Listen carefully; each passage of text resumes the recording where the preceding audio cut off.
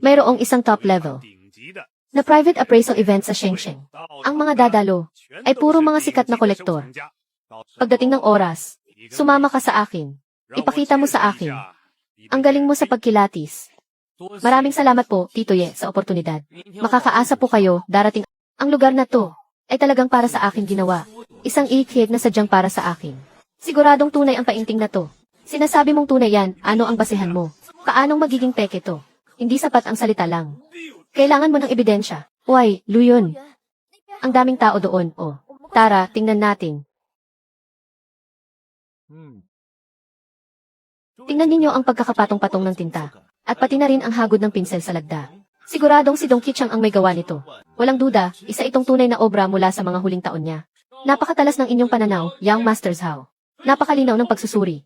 Ganyan talaga kapag galing sa pamilya ng mga kolektor ng antigo. Grabe ang talas ng mata.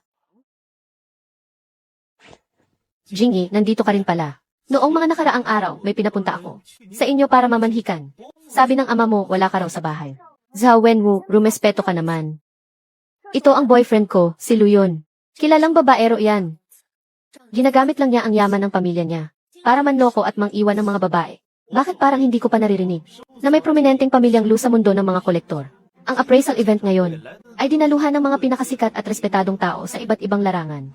Naiintindihan mo ba yung tinitingnan mo? Jingyi, hindi ba't sinabing, kapag napatunayan, kung tunay o peke ang painting na to, may gantimpalang 1,000,000. Tama, pero kailangan may kapani-paniwala kang ebidensya.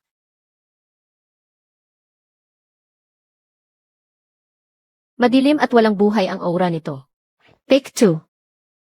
Ang painting na to ay peke.